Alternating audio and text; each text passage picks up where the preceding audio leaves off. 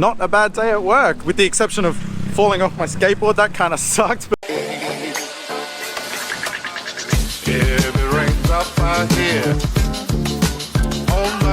so back in 2017, I made the decision to quit working a regular job and just go out and travel the world. So it was one of the biggest and hardest decisions I've ever made in my life, and it ultimately ended up being the best.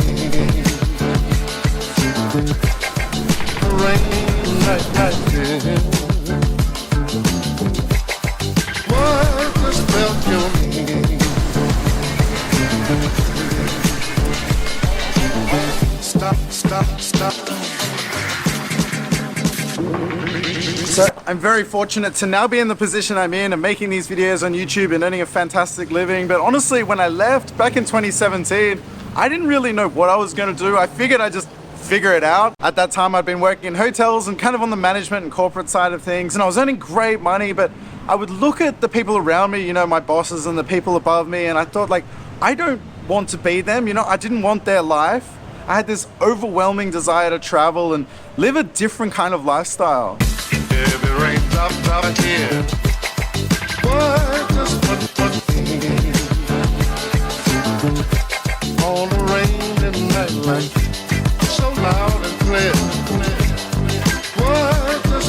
So I took my first trip to Thailand back in 2010, and honestly, it changed me forever after that. I came here just with a couple of mates and we had an amazing time, and I enjoyed it so much.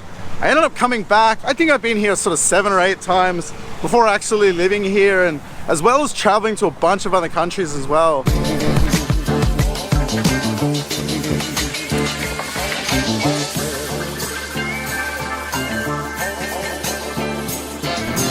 Then back in around 2012, 2013, I had a Korean girlfriend in Australia, and she was one of those like silver spoon type deals, like her parents would just send her money, so she didn't work or anything.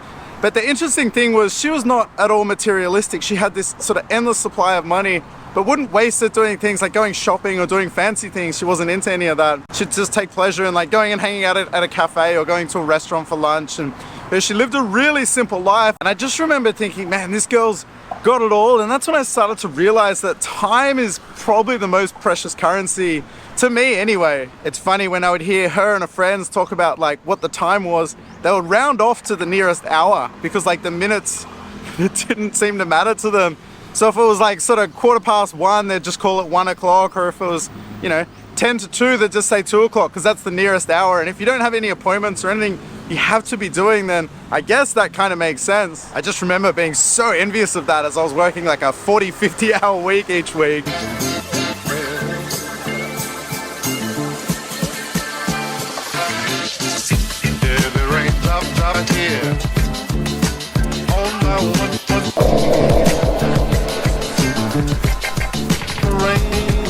See, I'd traveled through the US before, and I've traveled around Australia quite a bit, been to holiday places and islands and stuff, but there's something about Asia. After my first trip here to Thailand, I fell in love with Asia. There's something different and really exciting about this place. So having a Korean girlfriend, I started to learn about Korea. You know, I took an interest in, I mean, I love the food already, but I took an interest in the culture. I started to like some of the music, and I put in a real effort to learn the language. I'd always wanted to know another language. I never learned one, and it's something I wish I knew, and it wasn't like I didn't really care what language. So being that she was Korean, she could help me out, and I started to learn Korean. I then visited Korea, I think 3 times before actually making the decision to go live there, and I enjoyed it so much every time. I knew quite a bit about the culture, so I could really enjoy it. At that stage, I could speak a tiny bit of the language, so that was a kind of fun thing too. I just had this desire to live somewhere in Asia, and it was never a matter of if, it was just when.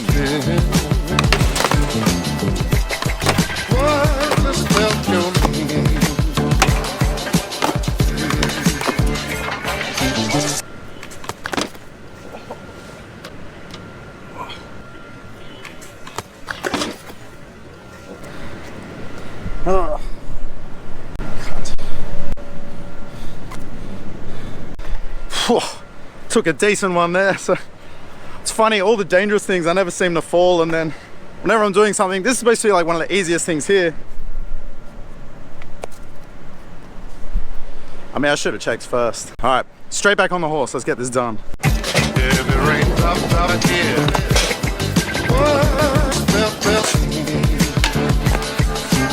So in 2017, I was finally in a position where I was ready to move overseas, and the process, God, it was a tough one. You know, I had so many people, like influential people within my company, reaching out to me, telling me I was crazy, that I wanted to quit on the, I was a rising star within the company and blah, blah, blah. I had other people around me telling me I was crazy, but you know, my family was super supportive. My closest friends, I mean, they all knew it was gonna happen at some point anyway. For the most part, the people I really cared about were actually really supportive. I think the hardest part is getting yourself to be in a position where you're sort of free from everything. I didn't want to be tied down by all these things, you know, car payments and rent or home loans or whatever, work commitments, personal commitments, whatever it is, you know, I didn't want any of that. I just wanted to be completely free and travel. So I was fortunate enough to get myself to a financial position where I was able to take, I thought like 6 months to a year off work and just go travel, live in Korea and figure out what I wanted to do. And I always figured worst case scenario, I'd just go back to Australia and start again. It was amazing. Once I sold all my things and I gave away the things that I didn't want anymore, I felt this unbelievable like weight come off my shoulders. Everything I owned kind of fit into 2 suitcases. I had like a bunch of crap that I left with my parents, but you know, I'm not a super materialistic person and everything that I own fit in the 2 suitcases. And I just felt so free because of that. And then living in Korea was awesome. I loved it. I mean, if it wasn't for the pandemic, I'd probably still be living there.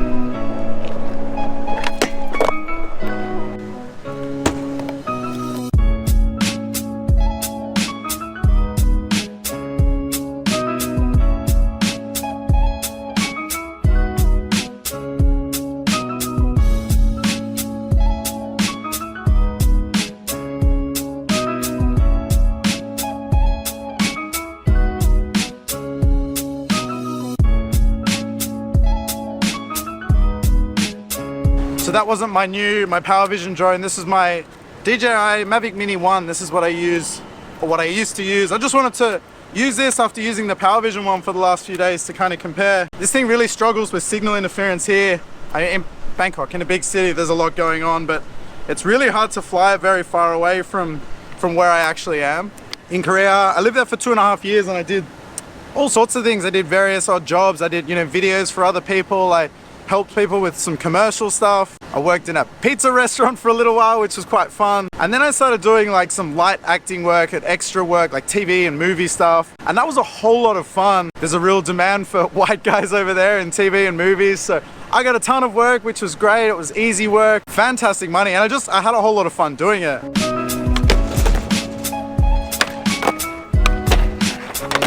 I'm really fortunate now that YouTube has worked out for me. I make a fantastic living doing this. And for me, honestly, it never feels like work. It's never felt like work. I do take it very seriously and I work hard on it, kind of, but it's never felt like an actual job. So today I don't need to shoot a video today. I was like, okay, well, what am I gonna do if I don't have to make a video? I've got a day off essentially. What do I want to do? And I wanted to go for a skate. I wanted to fly my old drone. I wanted to find a new restaurant, go eat lunch somewhere new in a different area. And then I thought, well, this would make a great video. So the reality is, if I was going to shoot this video or I wasn't going to shoot this video, I'd be doing the exact same thing right now anyway. And well, here comes the rain. I'll tell you, if any of you live in the countryside and going through a drought and you need some rain, just build a skate park and invite me. I think I have a 100% hit rate of it raining every time I skate. Anyway, it's all good. I'm hungry. If it rains up out here, on my rain like that. So it's crazy to think, I've been back in Thailand for a week now and I still haven't had a pad krapao. So I just came to like a random little hole in the wall place and I'm ready for my first pad krapao. What just felt your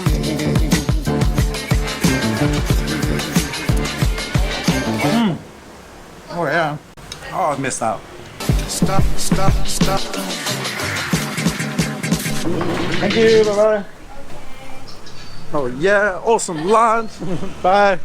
Not a bad day at work, with the exception of falling off my skateboard. That kind of sucked, but what do you do? It's all part of it. If it rains up out here, what just So what does the future hold? I mean, the honest answer is like, I don't really know. I'm not gonna stop doing this at any point. I'm having so much fun at the moment. If I look at other successful YouTubers, as you grow more and more, just opportunities present themselves to you. And I'm excited to see, you know, if those opportunities are presented to me and just what they are. You know, in a weird way, I kind of like not knowing the future. I left working to chase adventure, and that's exactly what I'm getting. I'm having a ton of fun doing this, and just the thought of ever going back to a 9-to-5 job is just On the rain and night light, so loud and clear.